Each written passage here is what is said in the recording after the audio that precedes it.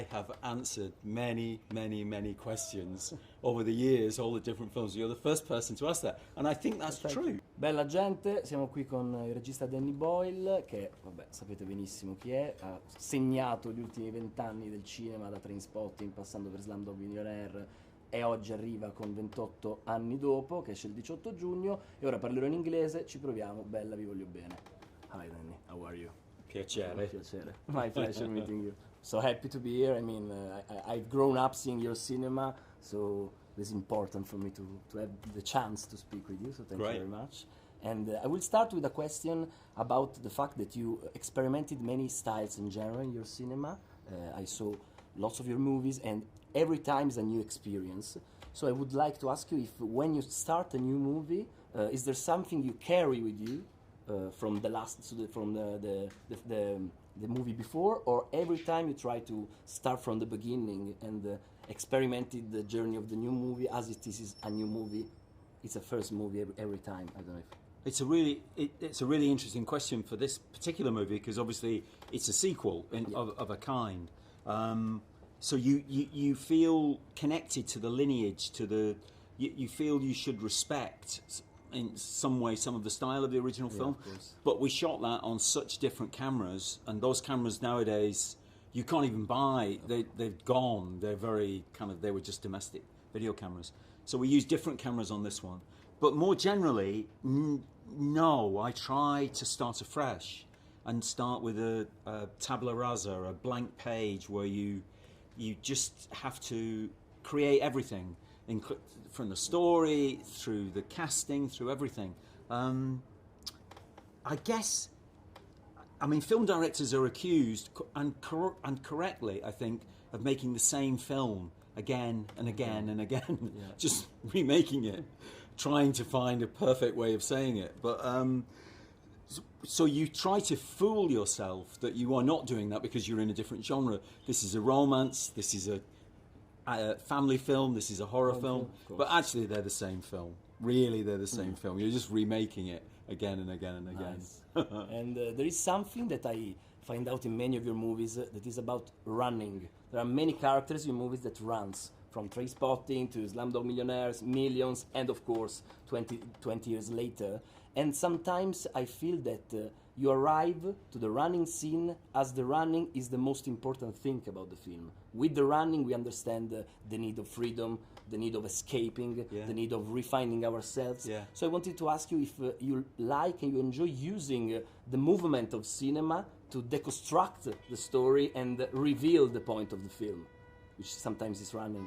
I have answered many, many, many questions over the years, all the different films. You're the first person to ask that, and I think that's true. I think that's absolutely true. And when I think about it, I love running. I used to run. I can't run anymore. My knee, I have a meniscus injury, and I can't. But I used to love running, and I love running because it's a challenge, photographing running, and there is a reason for that, because it is not easy to capture, because it escapes, because it bursts out of the box, and it's exciting, and I love that in cinema. I love the visceral energy that you have to film to capture that movement.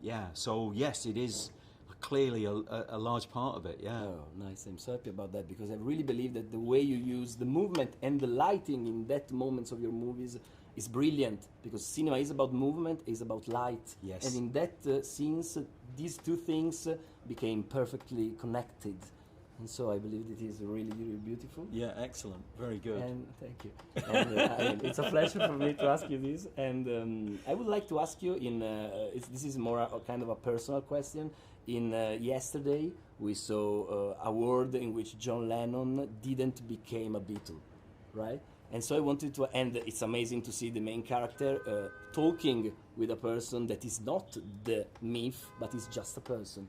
And I wanted to ask you if there is an artist, a musician, a director that you would like to meet in a world in which that person didn't become the artist, the director, or the musician. Wow. My favorite, well, I'm in Italy, so Leonardo da Vinci would be an obvious one. Yes. In fact, I just saw there's a book in this hotel. There's a book featuring Louise Bourgeois, who's a wonderful artist. extraordinary artist. Her sculptures and her incredible. And I've never seen it before. There's a picture of a couple making love, which Leonardo da Vinci drew, an anatomical drawing of what happens when couples make love. I've never seen that before in all my life.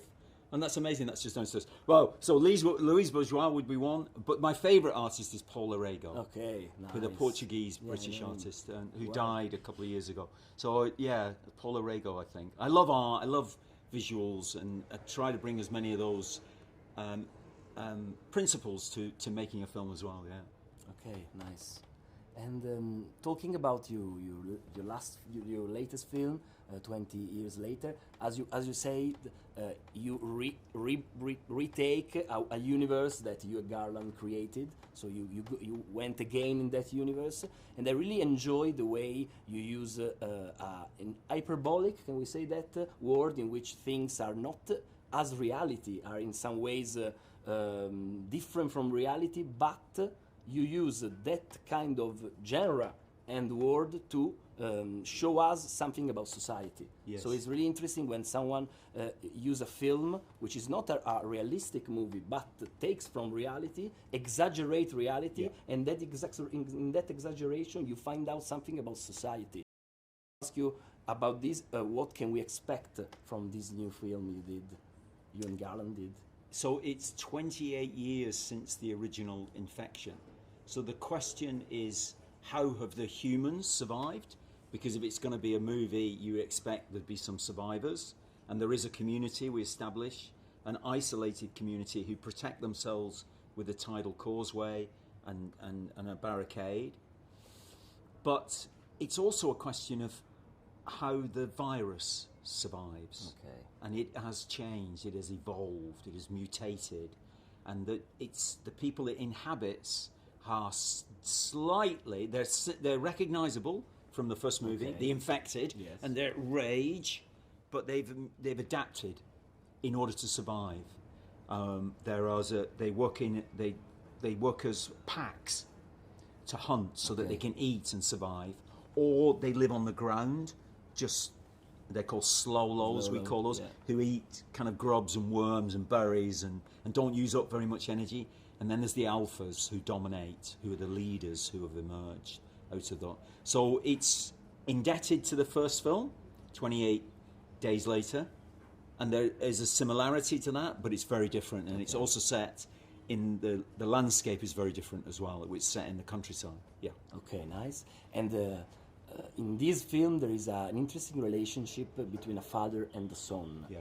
A really young son, which is maybe too young to do what is asked to do, and a father that needs to believe that the son can survive. Yeah. So I wanted to ask you, how did you work on this father and son relationship, and how did you set a new generation observation? I mean, what is happening now in the young people that has to survive in the world? Yeah. He is very interesting as a character because this is the first film of 3 films we want to make, and the boy is the main character through each of the 3 films. So how he will emerge will probably answer your question best once we finish all the 3 films. But the idea was that the community he lives in have turned their back on progress. They've looked back to a previous era, and so for instance, the genders are separated. The boys learn how to fight, the girls stay at home. So they've regressed to what they think of as a kind of, they make heroic of the 50s or even earlier in Britain, in England especially. They look backwards really rather than forwards. And the father tries to train his son to follow him. And the boy, you'll have to see the movie, but the boy does not necessarily do that. And that is the hope, that he is still, even though he doesn't have access to modern technology, that his mind is still progressive enough to look forward rather than look backwards. Yep. Nice, really interesting. I'm really interested to that. And I want to ask you another more personal question, talking about childhood in some ways. Is there a fairy tale you're linked to in your life? A fairy tale that you read or were listening when you were younger that you brought with you in your life? Oh my God, yeah. It's funny. This is very silly, but I like the silliness of children's. I know one's tempted to choose the dark fairy tales, but I like the simplicity of children's. So we have in this film Teletubbies feature. Okay. And, like that, and I've always tried to, and I love that whole Winnie the Pooh and Tigger and all that world of children's. But I think there's a poem by Anne Sexton called Red Riding Hood. Red Riding Hood. Which you should read. Okay, we'll read it. Which is Red a very Riding disturbing Hood. poem Okay. about Red Riding Hood. She is, and she's dead now, but she committed suicide. But she's an incredible poet and one of my favourite poets. Yeah. Wow, it's really interesting what you said about the silliness and the dark. I mean, when you're a child, I believe that the two things are really extreme. There are no really grey in it. I mean, it's black or white. Yes. And it's amazing. Yes, Jane Campion, the great film director, said, you have to be a child on a set. As a director, you should be a child because you're putting together silly things like kids playing imaginary things. You're making up stories, but there's also a darkness available to you as well. Which only the way a child experiences darkness is so intense. And you don't control it. I mean, you don't know how to use it. You just feel it. And yes. And you want to get that state in the cinema if you can, for sure. Wow. We've got a very scary scene at the beginning of the new film with some children, which was very difficult to direct because you're trying to make them frightened without hurting them. Yeah, of course. It's like, very tough, yeah. Which is, okay, nice. And I wanted to ask you about something about Trainspotting, because for my generation was kind of an acid poetic manifesto. The Choose Life monologue, I mean, we felt it. We knew what you were talking about. And I wanted to ask you if you believe that today that monologue still is still necessary, or you will change it with a different imperative.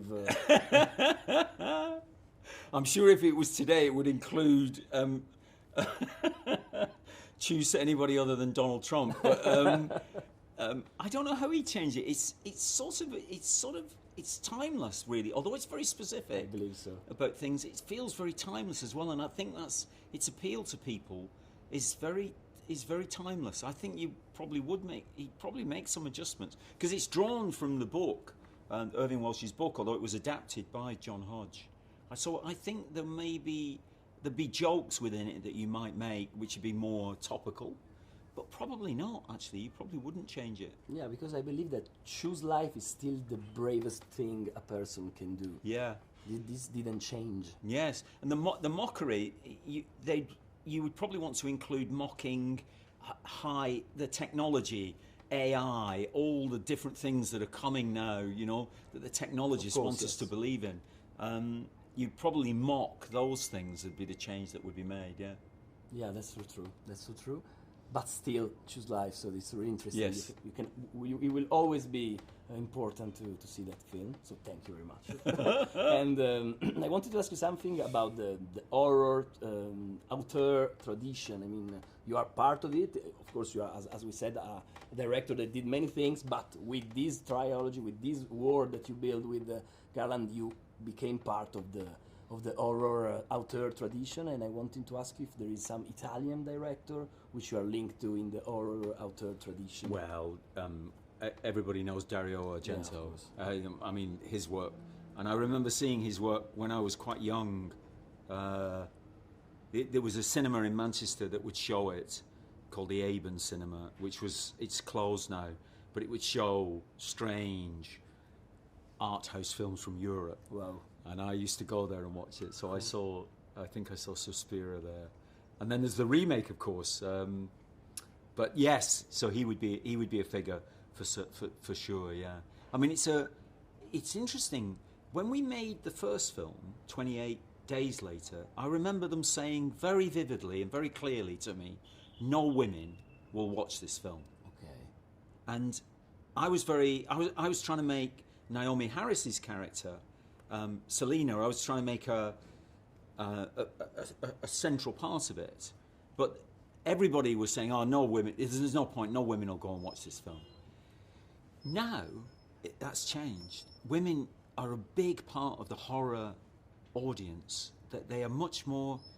I mean, I think that's generally because, and that's a good thing. And when we did some test screenings, the women in the focus group that you keep behind afterwards to talk about the film were very vocal, speaking about horror. So it's changed that very much so in terms of who goes to see horror. About who goes to see horror. And horror has become a genre that is dependable in terms of cinema. People like to be in a cinema for horror. Maybe they like to watch other kind of movies at home on the television, with streaming services, but the experience in a cinema, because it's a whole experience of fear, maybe shouting out, maybe laughing at people because they are frightened, and then you're relieved when a joke comes. There's a relief. You can feel it. It's a total experience that you go cathartic, through. Yeah, cathartic, so much cathartic. Yeah. And I wanted to ask you something about this. We are living a time in which cinema can take again a political and social role to let people think about their present, even with films that are not in the present but can show us what the world is doing, where the world is going. And ask you, as an artist, do you feel that this relevance of cinema as a political and social act has changed? And do you feel that these days is important that an artist thinks about it while doing films, or artists should stay always free from that? No, I think two things. I think it's inevitable that it will absorb what you're concerned with. And for instance, you can read this film 28 years later as a metaphor for Brexit, which is something that the British have done. You can read it for a metaphor about immigration and the problems that immigrants feel. So there's those things which will always bleed into the film. But the most important thing is that cinema is something that we do together. Amen. I think technologists want us to be on our own with our phones, and they want us to communicate with everyone through them, because you are then an individual, you're separated. Things that you do together, football, like going to a football game with a bunch of people you don't know and shouting and screaming, going to the cinema, shouting and screaming, or just watching it. You're there with a bunch of strangers. It's a collective act, and we must never forget that collective act. We will lose something terrible if we lose it. If we start just watching their streaming services and we can sit on our own and we only need to just say, we only need to do minimal communication with people, or all our communication is measured through their systems, we will lose something terrible. So we must protect cinema, we must protect football, which is my other great passion. What team do you support? I support Manchester United. Okay, nice. Yeah, nice. So it's very tough at the moment. We've had a tough couple of your best days. A tough couple of years, but hope springs eternal. Yeah. So if Inter Milan can get to the final of the Champions League, then one day maybe we can again. Yeah. So football is about epic things. Either you win in an epic way, or you lose. It's the extremes, isn't it? Yeah, you cannot stay in the middle. It's so depressing. It's like cinema, great emotions. I totally agree with you. Cinema is about collective. The collective experience. Yeah. That is strange. And this is about the opposite. Yeah, of course. That is really important to them, that they separate, because you're worth more to them financially, that you all pay for things separately, and also that they get access to your brain, to your secrets. Yeah, cinema doesn't ask you to do that. No. It just asks you to reach into the film. And football doesn't read your bank account. No. It doesn't kind of like... Anyway, so... No, I totally agree. I mean, that is the point. If you, the problem with phones, with iPhones, is that everything is instantaneous. So you don't feel the experience of time. This kind of experience, cinema, football, is about timing. You go, it takes 2 or 3 hours of your time. Experiencing the time of your life, and that's so important. I totally agree. I would like to ask you one last question. There is a quote from Kerouac that I love, which says, I will find the words, and they will be simple. It's a great quote. Yeah, I've never heard that before. That's a really great quote. Yeah. And I wanted to ask you how much is important for you to find simplicity in cinema. It's it's ultimately the ultimate art form is poetry, because it just compresses everything into a sentence that you feel reaches into your life, into the experience of life for everyone. The condensing of a poem is the ultimate, really. And I guess film touches that sometimes because it achieves something that can be unspoken. Weirdly, you can feel something from it which you recognise, or moves you, or frightens you, and yet it is unspoken. It can cross languages. It doesn't have to be language dependent. It reaches everywhere. There's something wonderful about that. But the ultimate expression, and what Kerouac is talking about, is pure poetry, the best of pure poetry. We have a poet in Britain called Carol Ann Duffy, who's a wonderful poet, and she has that quality about her. Yeah. Whoa, the unspoken. No, I totally agree. I mean, cinema can sometimes touch that unspoken. You get that moment, but it's not a simple. It's not a simple medium. It's quite an expressive. It's quite complex and kind of. But when quite there rich. is a simplicity in that complex, the beautiful moments. There is a very beautiful moment in the film where Ray Fiennes describes memento mori as a lesson for this boy that we will all end up in the same place, rich, poor. If you think massive ego, no confidence, everybody ends up in the same place. That's really important to always remember that. Yeah, it is. Yeah. Thank you very much, Dan. It was such a pleasure. Oh, cool. You. Really, thank you. Grazie mille. È stato bellissimo. Thank you. Yeah, is that okay? Wonderful. Oh, good questions. Oh, thanks. Yeah, no, they were good. Thank you. It was a pleasure. We should go sing a football